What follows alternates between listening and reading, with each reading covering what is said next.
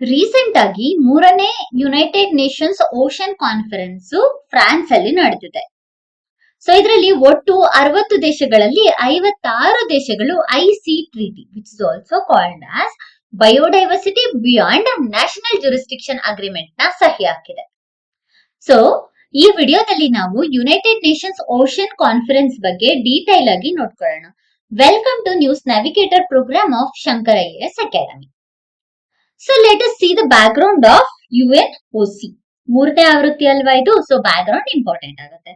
So ಮೊದಲನೇ ಆವೃತ್ತಿ ಯಾವಾಗ ಸ್ಟಾರ್ಟ್ ಆಯ್ತು ಅನ್ನೋದಕ್ಕಿಂತ ಮುಂಚೆ UNOC ಅಂದ್ರೆ ಏನು, which is nothing but United nation ocean conference ಅಂದ್ರೆ ಏನು, ಯಾಕೆ ಸ್ಟಾರ್ಟ್ ಆಯ್ತು. ಸೊ ಪ್ರತಿಯೊಂದು ನೇಷನ್ ಅಂತ ನಾವು ತಗೊಂಡ್ರೆ, ಈಗ ಭಾರತನೇ ತಗೊಂಡ್ರೆ ನಮ್ಮ ಒಂದು ಜುರಿಸ್ಟಿಕ್ಷನ್ ಇರುತ್ತಲ್ವಾ, ಓಷನ್ ಜುರಿಸ್ಟಿಕ್ಷನ್, ಅಲ್ಲಿಂದ ಹೊರಗಡೆಗೆ ಯಾವ ಒಂದು ದೇಶಗಳಿಗೂ ಕೂಡ ಪ್ರಾಮುಖ್ಯತೆ ಇರೋದಿಲ್ಲ, ರೈಟ್ಸ್ ಗಳನ್ನ ಕೊಟ್ಟಿರೋದಿಲ್ಲ. ಈ ಜಾಗದಲ್ಲಿರುವಂತಹ ರಿಸೋರ್ಸಸ್ ಗಳನ್ನ ನಾವು ಯೂಸ್ ಮಾಡ್ಬೇಕು, ಈ ಜಾಗವನ್ನ ನಾವು ಪ್ರೊಟೆಕ್ಟ್ ಮಾಡ್ಬೇಕು. ಅದಕ್ಕೋಸ್ಕರ ಬಂದಿದ್ದಂತಹ ಪ್ರೋಗ್ರಾಮೇ united Nations ocean conference. So ಇದರಲ್ಲಿ ಮೊದಲಿಗೆ ಇದನ್ನ ತಗೊಬಂದಿದ್ದು ಏನಕ್ಕೆ ಅಂತ ಹೇಳಿದ್ರೆ, ಸಸ್ಟೈನಬಲ್ ಡೆವಲಪ್ಮೆಂಟ್ ಗೋಲ್ 14 ಅಚೀವ್ ಮಾಡೋದಕ್ಕೋಸ್ಕರ ತಗೊಬಂದಂತಹ ಸ್ಕೀಮ್ ಇದಾಗಿದೆ, ಸಾರಿ ಪ್ರೋಗ್ರಾಮ್ ಇದಾಗಿದೆ. ಹಾಗಿದ್ರೆ ಸಸ್ಟೈನಬಲ್ ಡೆವಲಪ್ಮೆಂಟ್ ಗೋಲ್ 14 ಯಾವ್ದ್ರ ಬಗ್ಗೆ ಹೇಳತ್ತೆ ಅಂತ ಹೇಳಿದ್ರೆ, ಲೈಫ್ ಬಿಲೋ ವಾಟರ್ ಅಂದ್ರೆ ನದಿಯ ಕೆಳಗಡೆ ಕೂಡ ನಮ್ಗೆ ಬೇಕಾದಂತಹ ರಿಸೋರ್ಸಸ್, ನ್ಯಾಚುರಲ್ ರಿಸೋರ್ಸಸ್ ಇದೆ, ಬಯೋಡೈವರ್ಸಿಟಿ ಇದೆ, ಅದರ ಬಗ್ಗೆ ಕೂಡ ನಾವು ಕಾನ್ಸಂಟ್ರೇಟ್ ಮಾಡಿ ಅದನ್ನ ಪ್ರೊಟೆಕ್ಟ್ ಮಾಡಬೇಕು. ಅದಕ್ಕೋಸ್ಕರ ನಾವು ತಗೊಬಂದಂತಹ ಪ್ರೋಗ್ರಾಮೇ united nation ocean conference. So ಇದರ ಮುಖ್ಯ ಗುರಿ ಏನು, ಯಾತಕ್ಕೋಸ್ಕರ ತಗೊಬಂದ್ರು ಅಂತ ಹೇಳಿದ್ರೆ, ಸೊ ಫೋಕಸ್ ಯಾವ್ದ್ರ ಬಗ್ಗೆ ಅಂತ ಹೇಳಿ ಗೊತ್ತಾಯ್ತು. ಬಟ್ ಇದರ ಮುಖ್ಯ ಉದ್ದೇಶ ಏನು, ನಮ್ಗೆ ಕ್ಲೈಮೇಟ್ ಚೇಂಜ್ ಆಗ್ತಿದೆ, ಮರೈನ್ ಪೊಲ್ಯೂಷನ್ ಆಗ್ತಿದೆ, ಪ್ಲಾಸ್ಟಿಕ್ ಡಂಪಿಂಗ್ ನಡೀತಿದೆ. ಕ್ಲೈಮೇಟ್ ಚೇಂಜ್ ಆಗ್ತಾ ಇರೋದ್ರಿಂದ ಏನೆಲ್ಲ ಪ್ರಾಬ್ಲಮ್ ಆಗ್ತಿದೆ, ಓಷನ್ ಅಸಿಡಿಫಿಕೇಶನ್ ಕ್ರಿಯೇಟ್ ಆಗ್ತಿದೆ, marine ocean water level increase ಆಗ್ತದೆ. ಓಷನ್ ವಾಟರ್ ಲೆವೆಲ್ ಇನ್ಕ್ರೀಸ್ ಆದ್ರೆ ಏನಾಗುತ್ತೆ, ಫ್ಲಡ್ ಆಗತ್ತೆ. ಫ್ಲಡ್ ಜಾಸ್ತಿ ಆದ್ರೆ ಏನಾಗುತ್ತೆ, ಲ್ಯಾಂಡ್ ಏರಿಯಾ ಮತ್ತೆ ಓಷನ್ ಏರಿಯಾ ಎರಡರಲ್ಲೂ ಇರುವಂತಹ ಆಕ್ವಾಟಿಕ್ ಬಯೋಡೈವರ್ಸಿಟಿಗೆ ಥ್ರೆಟ್ ಆಗತ್ತೆ. ನಂತರ ಇಷ್ಟೇ ಎಲ್ಲ ಪೊಲ್ಯೂಷನ್ ಆಕ್ಟಿವಿಟೀಸ್, ಆಯಿಲ್ ಸ್ಪಿಲ್ಲಿಂಗ್ ಆಗಿರ್ಬೋದು ಅಥವಾ ಡಂಪಿಂಗ್ ಆಫ್ ಕೆಮಿಕಲ್ಸ್ ಆಗಿರ್ಬೋದು, ಇದರಿಂದ ಏನಾಗ್ತಾ ಇದೆ, ಓಷನ್ ವಾಟರ್ ಪೊಲ್ಯೂಟ್ ಆಗ್ತದೆ, ಮರೈನ್ ಬಯೋಡೈವರ್ಸಿಟಿ ಥ್ರೆಟ್ ಆಗ್ತದೆ. ಈ ರೀತಿಯಾದಂತಹ ಮೇಜರ್ ಥ್ರೆಟ್ಸ್ ಗಳನ್ನ ಅವಾಯ್ಡ್ ಮಾಡೋದಕ್ಕೋಸ್ಕರ ಮತ್ತೆ ಈ ರೀತಿಯಾದಂತಹ ಮೇಜರ್ ಇಂಪ್ಯಾಕ್ಟ್ಸ್ ಗಳನ್ನ ಅಡ್ರೆಸ್ ಮಾಡ್ಬಿಟ್ಟು ಅದನ್ನ ಅವಾಯ್ಡ್ ಮಾಡೋದಕ್ಕೆ ನಾವು ಬೇಕಾಗಿರುವಂತಹ ಸ್ಟೆಪ್ಸ್ ಗಳನ್ನ ತಗೊಬೇಕು ಅಂತ ಬಂದಿರೋದೇ united nation ocean conference. So ಈಗ ಬ್ಯಾಕ್ಗ್ರೌಂಡ್ 2017ರಿಂದ united nation ocean conference start ಆಯ್ತು. 2017ರಲ್ಲಿ ಮೊದಲನೇ ಕಾನ್ಫರೆನ್ಸ್ ಆಗಿತ್ತು. ಸೊ ಇದನ್ನ 2017ರಲ್ಲಿ ಈ ಕಾನ್ಫರೆನ್ಸ್ ನ ನ್ಯೂಯಾರ್ಕ್ ಅಲ್ಲಿ ಮಾಡಲಾಯಿತು. ನ್ಯೂಯಾರ್ಕ್ ಅಲ್ಲಿ ನಡೆದಿದ್ದಂತಹ ಈ ಒಂದು ಕಾನ್ಫರೆನ್ಸ್ ನ ಹೋಸ್ಟ್ ಮಾಡಿದಂತಹ ದೇಶಗಳು ಯಾವ್ದ್ಯಾವ್ದು ಅಂತ ಹೇಳಿದ್ರೆ, ಸ್ವೀಡನ್ ಮತ್ತೆ ಫಿಜಿ. ಆಗ sustainable development goal 14 life under water ಇದನ್ನ ಸಪೋರ್ಟ್ ಮಾಡೋದಕ್ಕೋಸ್ಕರ 2017ರ ಕಾನ್ಫರೆನ್ಸ್ ನ ಅರೇಂಜ್ ಮಾಡ್ತಾರೆ. ನೆಕ್ಸ್ಟ್ ಎರಡನೇ ಆವೃತ್ತಿ 2022ರಲ್ಲಿ ಲಿಸ್ಬಾನ್ ಅಲ್ಲಿ ಆಗತ್ತೆ. ಈ ಲಿಸ್ಬಾನ್ ಅಲ್ಲಿ ಆಗೋದು ಹೋಸ್ಟ್ ಮಾಡಿದಂತಹ 2 ದೇಶಗಳಿಗೆ ಯಾವ್ದು ಅಂತ ಹೇಳಿದ್ರೆ, ಪೋರ್ಚುಗಲ್ ಮತ್ತೆ ಕೀನ್ಯಾ. ಇದರಲ್ಲಿ ಓಷನ್ ಚಾಲೆಂಜಸ್ ನ ಅಡ್ರೆಸ್ ಮಾಡ್ತಾರೆ. ಓಷನ್ ಚಾಲೆಂಜಸ್ ನ ಸೈಂಟಿಫಿಕಲಿ ನಾವ್ ಯಾವ ರೀತಿಯಲ್ಲಿ ಅವಾಯ್ಡ್ ಮಾಡಬಹುದು, ಸೊಲ್ಯೂಷನ್ ನ ಹುಡುಕ್ಬಹುದು ಅಂತ ಹೇಳ್ಬಿಟ್ಟು ಡಿಸ್ಕಸ್ ಮಾಡಲಾಗುತ್ತೆ. ಇನ್ನು ಈಗಿನ ಮೂರನೆಯ ಕಾನ್ಫರೆನ್ಸ್ ಎಲ್ಲಿ ನಡೀತಿರೋದು, ಫ್ರಾನ್ಸ್ ಅಲ್ಲಿ ನಡೀತಿರೋದು. ಈಗ ಫ್ರಾನ್ಸ್ ಅಲ್ಲಿ ನಡೀತಾ ಇರುವಂತಹ, ನಡೆದಿದೆ ಆಲ್ರೆಡಿ. ಈಗ ಫ್ರಾನ್ಸ್ ಅಲ್ಲಿ ಆಗಿರುವಂತಹ ಈ ಒಂದು ಕಾನ್ಫರೆನ್ಸ್ ನ ಹೋಸ್ಟ್ ಮಾಡಿರೋ 2 ದೇಶಗಳು ಯಾವ್ದು ಅಂದ್ರೆ, ಫ್ರಾನ್ಸ್ ಮತ್ತೆ ಕೋಸ್ಟಾರಿಕಾ. ಈ 2 ದೇಶಗಳು ಹೋಸ್ಟ್ ಮಾಡಿದ್ದಾರೆ. ಸೊ ಇದರ ಮೇನ್ ಥೀಮ್ ಏನು ಅಂತ ಹೇಳಿದ್ರೆ, accelerating action and mobilising all actors to conserve and sustainably use the ocean. ಅಂದ್ರೆ ಓಷನ್ ಅನ್ನ ನಾವು ಸಸ್ಟೈನಬಲ್ ಆಗಿ ಯೂಸ್ ಮಾಡ್ಬೇಕು. ಅದನ್ನ ಯಾರೆಲ್ಲ ಯೂಸ್ ಮಾಡ್ತಾ ಇದಾರೆ ಅವರು ಸಸ್ಟೈನಬಲ್ ಡೆವಲಪ್ಮೆಂಟ್ ಅನ್ನುವಂತಹ ಕಾನ್ಸೆಪ್ಟ್ ಅನ್ನ ಗಮನದಲ್ಲಿ ಇಟ್ಕೊಂಡ್ಬಿಟ್ಟು ಈ ಒಂದು ಸ್ಟೆಪ್ ಅನ್ನ ತಗೊಬೇಕು ಅನ್ನುವಂತಹ ಥೀಮು ಈ ಬಾರಿಯ ಮೂರನೆಯ ಕಾನ್ಫರೆನ್ಸ್ ನ ಥೀಮ್ ಆಗಿದೆ. ಈಗ ನಡೀತಿರುವಂತಹ ಕಾನ್ಫರೆನ್ಸ್ ಅಲ್ಲಿ ಸಸ್ಟೈನಬಲ್ ಡೆವಲಪ್ಮೆಂಟ್ ಗೋಲ್ 14 ನಾವು ರೀಚ್ ಮಾಡ್ಬೇಕಂತ ಹೇಳಿದ್ರೆ ಕೆಲವೊಂದು ಪ್ರಿಯಾರಿಟೀಸ್ ವರ್ಕ್ ಗಳನ್ನ ತಗೊಬೇಕಾಗುತ್ತೆ. ಮೊದಲನೇ ಪ್ರಿಯಾರಿಟಿ ವರ್ಕ್ ಯಾವುದು ಅಂತ ಹೇಳಿದ್ರೆ ಈಗ ಆಲ್ರೆಡಿ ಆನ್ ಗೋಯಿಂಗ್ ಏನೆಲ್ಲ ಇಂಪ್ಲಿಮೆಂಟೇಷನ್ ಮಾಡಿದೀವಿ ಆ ಪ್ರೊಸೆಸ್ ಅನ್ನ ಕಂಪ್ಲೀಟ್ ಮಾಡೋದು. ಎರಡನೆಯದು ಯಾವುದೇ ಪ್ರೋಗ್ರಾಮ್ಸ್ ಗಳನ್ನ ನಾವು ಕಂಪ್ಲೀಟ್ ಮಾಡ್ಬೇಕಂದ್ರೆ ಫಿನಾನ್ಷಿಯಲ್ ರಿಸೋರ್ಸಸ್ ಇರಬೇಕಾಗುತ್ತೆ. ಸೊ ಫಿನಾನ್ಷಿಯಲ್ ರಿಸೋರ್ಸಸ್ ಗಳನ್ನ ಕಲೆಕ್ಟ್ ಮಾಡಿ ಸಸ್ಟೈನಬಲ್ ಡೆವಲಪ್ಮೆಂಟ್ ಕಾನ್ಸೆಪ್ಟ್ ಅನ್ನ ರೀಚ್ ಮಾಡಿ ಬ್ಲೂ ಎಕಾನಮಿಯನ್ನ ಇನ್ಕ್ರೀಸ್ ಮಾಡೋದು. ಬ್ಲೂ ಎಕಾನಮಿ ಅಂತ ಹೇಳಿದ್ರೆ the name it self indicate blue economy. Water ಇಂದ ನಾವೇನ್ ಎಕನಾಮಿಕಲ್ ಆಕ್ಟಿವಿಟಿಯನ್ನ ಜನರೇಟ್ ಮಾಡ್ತೀವಲ್ವಾ ಅದನ್ನ ಬ್ಲೂ ಎಕಾನಮಿ ಅಂತ ಹೇಳ್ಬಿಟ್ಟು ಕರೀತಾರೆ. ಥರ್ಡ್ ಪ್ರಿಯಾರಿಟಿ ಬಂದ್ಬಿಟ್ಟು ಪಾಲಿಸಿ ಮೇಕಿಂಗ್. ಸೊ ಈ ಒಂದು ಏನೆಲ್ಲ ಹೊರ್ಗಡೆ ಇದೆ ಅಲ್ವಾ, ಅಂದ್ರೆ ಇದು ಬಾರ್ಡರ್ ಅಂತ ಹೇಳಿದ್ರೆ ಇಲ್ಲಿಂದ ಹೊರ್ಗಡೆ ಇರುವಂತಹ ಏರಿಯಾಸ್ ಅಲ್ಲಿ ಏನೆಲ್ಲ ಪ್ರಿಯಾರಿಟಿ ಪಾಲಿಸೀಸ್ ಗಳನ್ನ ತಗೋಬರ್ಬೇಕು ಅದನ್ನ ತಗೊಂಡ್ಬರೋದು ಈ ಬಾರಿಯ ಪ್ರಿಯಾರಿಟಿ ವರ್ಕ್ ಗಳಾಗಿದೆ. ಸೊ ಈ sustainable development United Nations ocean conference ಇದೆಯಲ್ವಾ, ಇದನ್ನ ನಾವು ಯುನೈಟೆಡ್ ನೇಷನ್ ಬಯೋಡೈವರ್ಸಿಟಿ ಕನ್ಸರ್ವೇಷನ್ ಗೆ ಬೇಕಾದ್ರೆ ಹೋಲಿಕೆ ಮಾಡಬಹುದು. ಯಾಕೆ ಅಂತ ಹೇಳಿದ್ರೆ ಇದು ಕೂಡ ಮೆರೈನ್ ಬಯೋಡೈವರ್ಸಿಟಿ ಬಗ್ಗೆ ಮಾತಾಡ್ತಿದೆ. ಮೆರೈನ್ ಬಯೋಡೈವರ್ಸಿಟಿಯನ್ನ ಯಾವ ರೀತಿಯಲ್ಲಿ ನಾವು ಪ್ರೊಟೆಕ್ಟ್ ಮಾಡಬಹುದು ಅನ್ನೋದ್ರ ಬಗ್ಗೆ ಮಾತಾಡ್ತಿದೆ. ಸೊ ಈಗ ಇವರು 2000 ಅಂದ್ರೆ ನಾವು ಯುನೈಟೆಡ್ ನೇಷನ್ ಕನ್ಸರ್ವೇಷನ್ ಆಫ್ ಬಯೋಡೈವರ್ಸಿಟಿದು ಕಾನ್ಫರೆನ್ಸ್ ಆಫ್ ಪಾರ್ಟೀಸ್ ಹೇಗೆ ಬರ್ತಿದೆ ಅಲ್ವಾ, ಅದೇ ರೀತಿಯಲ್ಲಿ ಇವರು ಕೂಡ ನೆಕ್ಸ್ಟ್ ಕಾನ್ಫರೆನ್ಸ್ ಆಗತ್ತಲ್ವಾ, ಅದಾದಾಗಿಂದ ನಾವು ಸರ್ಟೈನ್ ಸಿಒಪಿಸ್ ಗಳನ್ನ ಈ ಪ್ರೋಗ್ರಾಮಿನ ನಿಟ್ಟಿನಲ್ಲಿ ತಗೋಬರ್ಬೇಕು ಬಯೋಡೈವರ್ಸಿಟಿ ಕನ್ಸರ್ವೇಷನ್ ಗೋಸ್ಕರ ಅಂತ ಹೇಳ್ಬಿಟ್ಟು ಹೇಳಿದ್ದಾರೆ. ಸೊ ಪ್ರಿಯಾರಿಟಿ ವರ್ಕ್ ಏನೋ ಆಗತ್ತೆ, ಬಟ್ ಪ್ರಿಯಾರಿಟಿ ವರ್ಕ್ ಆದ್ಮೇಲೆ ಯಾವ ರೀತಿಯಲ್ಲಿ ನಡೀಬಹುದು, ಯಾವ ರೀತಿ ಪ್ರೋಗ್ರಾಮ್ಸ್ ಗಳನ್ನ ತಗೋಬಹುದು, ಅದಕ್ಕೋಸ್ಕರ ಈ ಕಾನ್ಫರೆನ್ಸ್ ಅಲ್ಲಿ ಕೆಲವೊಂದು ಕೀ ಔಟ್ಕಮ್ಸ್ ಗಳು ಬಂದಿದೆ. ಮೊದಲನೇ ಕೀ ಔಟ್ಕಮ್ ಯಾವುದು? Governance, push for high seas treaty. ಮೊದಲಿಗೆನೆ ಹೇಳಿದೆ high seas treaty which is also called as biodiversity beyond national jurisdiction. National jurisdiction ಅಂತ ಹೇಳಿದ್ರೆ ಫಸ್ಟ್ ಗೆ ಇದನ್ನ ಒಂದು ಓಷನ್ ಅಂತ ಹೇಳಿ ಕನ್ಸಿಡರ್ ಮಾಡ್ಕೊಳ್ಳೋಣ. ನ್ಯಾಷನಲ್ ಜುರಿಸ್ಟಿಕ್ಷನ್ ಅಂದ್ರೆ ಏನು? ಈಗ ಫಾರ್ ಎಕ್ಸಾಂಪಲ್ ಇದನ್ನ ನಾವು ಒಂದು ಓಷನ್ ಅಂತ ಕನ್ಸಿಡರ್ ಮಾಡ್ಕೊಂಡ್ರೆ ಲೆಟ್ಸ್ ಟೇಕ್ ಇಲ್ಲೊಂದು ಕಂಟ್ರಿ ಇದೆ. ಈ ಕಂಟ್ರಿಯಿಂದ ಒಂದು ಸರ್ಟೆನ್ ಲೆವೆಲ್ ಅಲ್ಲಿ ಅದರ ಜುರಿಸ್ಟಿಕ್ಷನ್ ಎಂಡ್ ಆಗತ್ತೆ. ಬಟ್ ಅದಾದ್ಮೇಲೆ ಬರುತ್ತಲ್ವ ಓಷನ್, ಅದನ್ನ ಜುರಿಸ್ಟಿಕ್ಷನ್ ಇಂದ ಹೊರಗಡೆ ಇರುವಂತಹ ಏರಿಯಾ ಅಂತ ಹೇಳ್ಬಿಟ್ಟು ನಾವು ಕನ್ಸಿಡರ್ ಮಾಡ್ತೇವೆ. ಸೊ ಈ ಟ್ರೀಟಿಯನ್ನ ಮೊದಲ ಬಾರಿಗೆ ಅಡಾಪ್ಟ್ ಮಾಡ್ಕೊಂಡಿದ್ದು 2023ರಲ್ಲಿ. Aim to establish marine protected areas. Marine protected areas ಅಂದ್ರೆ ಏನು? ಎಲ್ಲೆಲ್ಲ ಕೋರಲ್ ರೀಫ್ಸ್ ಇದೆ ಅಂದ್ರೆ ಮೆರೈನ್ ಬಯೋಡೈವರ್ಸಿಟಿ ಇದೆ, ಎಲ್ಲಿ ನಮ್ಗೆ ಓಷನ್ ಲೆವೆಲ್ ಅಲ್ಲಿ ನ್ಯಾಚುರಲ್ ಡೈವರ್ಸಿಟಿ ಸಿಗ್ತಾ ಇದೆ, ಮತ್ತೆ ಎಲ್ಲಿ ಓಷನ್ ನ್ಯಾಷನಲ್ ಪಾರ್ಕ್ಸ್ ಗಳು, ವೈಲ್ಡ್ ಲೈಫ್ ಸ್ಯಾಂಕ್ಚುರೀಸ್ ಇದೆ, ಎಲ್ಲಿ ಓವರ್ ಫಿಶಿಂಗ್ ಆಕ್ಟಿವಿಟೀಸ್ ನಡೀತಿದೆ, ಈ ರೀತಿಯಾದಂತಹ ಜಾಗಗಳನ್ನ ನಾವು ಮೆರೈನ್ ಪ್ರೊಟೆಕ್ಟೆಡ್ ಏರಿಯಾಸ್ ಅಂತ ಹೇಳಿ ಕರಿತೀವಿ. ಇವಾಗ ನಾವು ಎಕ್ಸಾಂಪಲ್ಸ್ ನಾವು ನೋಡ್ಕೊಂಡ್ರೆ ಕೋಸ್ಟಲ್ ರೆಗ್ಯುಲೇಷನ್ ಝೋನ್. ಈ ಕೋಸ್ಟಲ್ ರೆಗ್ಯುಲೇಷನ್ ಝೋನ್ ನ ಅಡಿಯಲ್ಲಿ ನೋ ಡೆವಲಪ್ಮೆಂಟಲ್ ಆಕ್ಟಿವಿಟೀಸ್ ಮತ್ತೆ ಡೆವಲಪ್ಮೆಂಟಲ್ ಆಕ್ಟಿವಿಟೀಸ್ ಅಂತ ಹೇಳ್ಬಿಟ್ಟು ತಗೊಳ್ತೇವೆ. ನೋ ಡೆವಲಪ್ಮೆಂಟಲ್ ಆಕ್ಟಿವಿಟೀಸ್ ಅಂದ್ರೆ ಎಲ್ಲಿ ಮೆರೈನ್ ಪ್ರೊಟೆಕ್ಟೆಡ್ ಏರಿಯಾಸ್ ಇರುತ್ತಲ್ವಾ ಅಲ್ಲಿ ನಾವು ಯಾವುದೇ ಆಕ್ಟಿವಿಟಿಯನ್ನ ಮಾಡೋಂಗಿಲ್ಲ. ಯಾಕೆ? ಅಲ್ಲಿರುವಂತಹ ಡೈವರ್ಸಿಟಿಗೆ ಥ್ರೆಟ್ ಆಗತ್ತೆ ಅಂತ. ಅದೇ ಡೆವಲಪ್ಮೆಂಟಲ್ ಆಕ್ಟಿವಿಟೀಸ್ ಎಲ್ಲಿ ನಮ್ಗೆ ಜಾಸ್ತಿ ಟೂರಿಸಂ ಆಕ್ಟಿವಿಟೀಸ್ ಇರುತ್ತೆ ಅಥವಾ ಎಲ್ಲಿ ನಮ್ಗೆ ನ್ಯಾಚುರಲ್ ಡೈವರ್ಸಿಟಿ ಸಿಗ್ತಾರಲ್ಲ ಆ ಜಾಗದಲ್ಲಿ ಡೆವಲಪ್ಮೆಂಟಲ್ ಆಕ್ಟಿವಿಟೀಸ್ ಗಳನ್ನ ಮಾಡ್ತೀವಿ. ಅದೇ ರೀತಿ ಇಲ್ಲೂ ಕೂಡ ನ್ಯಾಷನಲ್ ಜುರಿಸ್ಟಿಕ್ಷನ್ ಇಂದ ಹೊರಗಡೆ ಕೂಡ ಪ್ರೊಟೆಕ್ಟೆಡ್ ಏರಿಯಾಸ್ ಇದೆ, ಕೋರಲ್ ರೀಫ್ಸ್ ಗಳು ಜಾಸ್ತಿ ಇದೆ, ಸೀ ಗ್ರಾಸಸ್ ಜಾಸ್ತಿ ಇದೆ, ಸೀ ವೀಡ್ಸ್ ಜಾಸ್ತಿ ಇದೆ.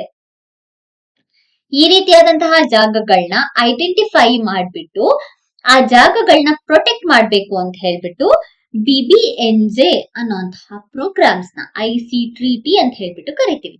ಈ ಪ್ರೋಗ್ರಾಮ್ ನ ತಗೋಬರ್ತಾರೆ.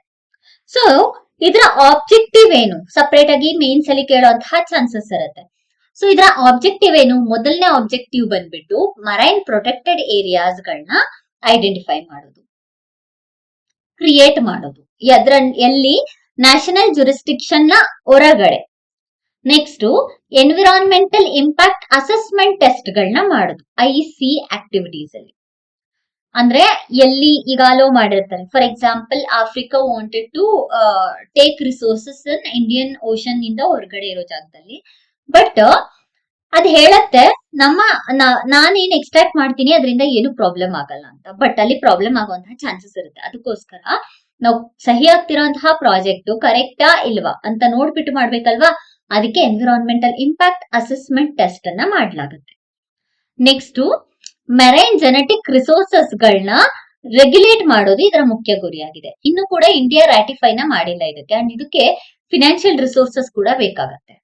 ಮರೈನ್ ಪ್ರೊಟೆಕ್ಟೆಡ್ ಏರಿಯಾ ಅಂತ ಹೇಳಿದ ಕೂಡಲೇ ಫ್ರೆಂಚ್ ಮತ್ತೆ ಪಾಲಿನೇಷಿಯಾ ಎರಡು ಕೂಡ ಪ್ಲಡ್ಜ್ ನ ತಗೊಂಡಿದೆ ಅಥವಾ ಓತ್ ನ ತಗೊಂಡಿದೆ. ಏನಂತ ಹೇಳ್ಬಿಟ್ಟು world's largest marine protected areas ನ ನಾವು ಎಸ್ಟಾಬ್ಲಿಷ್ ಮಾಡ್ತೀವಿ ಅಂತ. ಹಾಗೆಯೇ ಸ್ಪೇನ್ ಕೂಡ ಇದಕ್ಕೆ ಕಾಂಟ್ರಿಬ್ಯೂಷನ್ ನ ಮಾಡಿದೆ. ಏನಂತ 5 ಹೊಸದಾದಂತಹ ಮರೈನ್ ಪ್ರೊಟೆಕ್ಟೆಡ್ ಏರಿಯಾಸ್ ಗಳನ್ನ ನಾವು ಎಸ್ಟಾಬ್ಲಿಷ್ ಮಾಡ್ತೀವಿ ಅಂತ ಹೇಳ್ಬಿಟ್ಟು. ಕರೆಕ್ಟ್ ಅಲ್ವಾ? ಈ ರೀತಿಯಾದಂತಹ ಇನಿಷಿಯೇಟಿವ್ಸ್ ಗಳನ್ನ ಕಂಟ್ರೀಸ್ ಗಳು ತಮ್ಮ ಓನ್ ಡಿಸಿಷನ್ ಇಂದ ತಗೊಳ್ತಾ ಇದೆ. ಬಟ್ ಇದಕ್ಕೆ ಇಂಡಿಯಾ ಇನ್ನೂ ಕೂಡ ರಾಟಿಫಿಕೇಶನ್ ಮಾಡಿಲ್ಲ. Next, 30/30 target. 30/30 ಟಾರ್ಗೆಟ್ ಅಂದ್ರೆ ಏನು? ಇದನ್ನ 2022ರಲ್ಲಿ ಆಯ್ತಲ್ವಾ ಕಾನ್ಫರೆನ್ಸ್, ಅದರ ಔಟ್ಕಮ್ 30/30 2022ರಲ್ಲಿ ತಂದಿತ್ತು. Which means 30% of marine protection by 2030. 30% of marine protection by 2030. 2030 ಒಳಗಡೆ 30% ಆಫ್ ದ ಮರೈನ್ ಪ್ರೊಟೆಕ್ಷನ್ ನ ಮಾಡ್ತೀವಿ ಅಂತ ಹೇಳ್ಬಿಟ್ಟು ಈ ಇನಿಷಿಯೇಟಿವ್ ನ ತಗೊಬಂದಿದ್ದಾರೆ. ನಂತರ ಫಿನಾನ್ಷಿಯಲ್ ಕಾಂಟ್ರಿಬ್ಯೂಷನ್. ಸೊ ಈಗ ಯಾರೆಲ್ಲ ಫಿನಾನ್ಷಿಯಲ್ ಕಾಂಟ್ರಿಬ್ಯೂಷನ್ ಮಾಡ್ತಿದ್ದಾರೆ ಅಂತ ಹೇಳಿದ್ರೆ, ಯುರೋಪಿಯನ್ ಯೂನಿಯನ್ ಕಮಿಷನ್ ಇದರಿಂದ ಕೂಡ ಪ್ಲಡ್ಜ್ ನ ತಗೊಂಡಿದ್ದಾರೆ. 1 ಟ್ರಿಲಿಯನ್ ಓಷನ್ ಕನ್ಸರ್ವೇಷನ್ ಗೋಸ್ಕರ ಫಿನಾನ್ಷಿಯಲ್ ಸಪೋರ್ಟ್ ಅನ್ನ ಕೊಡ್ತೀವಿ ಅಂತ ಹೇಳ್ಬಿಟ್ಟು. ನಂತರ ಜರ್ಮನಿ ಏನು ಹೇಳಿದೆ, 100 ಮಿಲಿಯನ್ ಮ್ಯುನಿಷಿಯನ್ಸ್ ನ, ಅಂದ್ರೆ ಏನೆಲ್ಲ ಮಿಲಿಟರಿ ಇಕ್ವಿಪ್ಮೆಂಟ್ಸ್ ಇದೆಯಲ್ವಾ ಅದನ್ನ ಮೆರೈನ್ ರೀಜನ್ ಅಲ್ಲಿ ನಾವು ಕ್ಲಿಯರ್ ಮಾಡ್ತೀವಿ. ಕ್ಲಿಯರ್ ಮಾಡ್ಬಿಟ್ಟು ಎಸ್ಪೆಷಲಿ ಬಾಲ್ಟಿಕ್ ಮತ್ತೆ ನಾರ್ತ್ ಸಿ ಅಲ್ಲಿ ಕ್ಲಿಯರ್ ಮಾಡ್ಬಿಟ್ಟು ಮರೈನ್ ಪ್ರೊಟೆಕ್ಷನ್ ಮಾಡ್ತೀವಿ ಅಂತ ಹೇಳ್ಬಿಟ್ಟು ಹೇಳಿದೆ. ನಂತರ New Zealand committed to 52 million support. ಯಾವ ಏರಿಯಾದಲ್ಲಿ? ಪೆಸಿಫಿಕ್ ಐಲ್ಯಾಂಡ್ ಇದೆಯಲ್ಲ ಆ ಏರಿಯಾದಲ್ಲಿ ನ್ಯೂಜಿಲೆಂಡ್ $52 ಮಿಲಿಯನ್ ಗಳನ್ನ ಸಪೋರ್ಟ್ ಮಾಡ್ತೀವಿ ಅಂತ ಹೇಳಿದೆ. ಇಟಲಿ 65 ಮಿಲಿಯನ್ ಈ ಇಂಪ್ರೂವ್ ಮಾಡೋದಕ್ಕೋಸ್ಕರ, ಮರೈನ್ ಸರ್ವಿಲಿಯನ್ಸ್ ನ ಇಂಪ್ರೂವ್ ಮಾಡೋದಕ್ಕೋಸ್ಕರ 65 ಮಿಲಿಯನ್ ನ ಕೊಡ್ತೀನಿ ಅಂತ ಹೇಳಿದೆ. ಕೆನಡಾ $9 ಮಿಲಿಯನ್ ಗಳನ್ನ ಓಷನ್ ರಿಸ್ಕ್ ನ ಅವಾಯ್ಡ್ ಮಾಡೋದಕ್ಕೋಸ್ಕರ ಕಾಂಟ್ರಿಬ್ಯೂಟ್ ಮಾಡ್ತೀವಿ ಅಂತ ಹೇಳಿದೆ. ಸೊ ಇದೆಲ್ಲ ಸಪೋರ್ಟ್ ಮಾಡ್ತಾ ಇರೋದು ಓಷನ್ ನಲ್ಲಿ ಕ್ಲೀನ್ಲಿನೆಸ್ ನ ಮೇಂಟೈನ್ ಮಾಡೋದಕ್ಕೋಸ್ಕರ. ನಂತರ ಪ್ಯಾರಿಸ್ ಅಗ್ರಿಮೆಂಟ್ ಗೊತ್ತೇ ಇದೆ, 2°C ಅಷ್ಟು ಟೆಂಪರೇಚರ್ ನ ರಿಡ್ಯೂಸ್ ಮಾಡ್ಬೇಕು ಅಂತ ಹೇಳ್ಬಿಟ್ಟು, ಅದು ಕೂಡ ಇದಕ್ಕೆ ಸಪೋರ್ಟ್ ಮಾಡುವಂತಹ ಒಂದು ಅಗ್ರಿಮೆಂಟ್ ಆಗಿದೆ.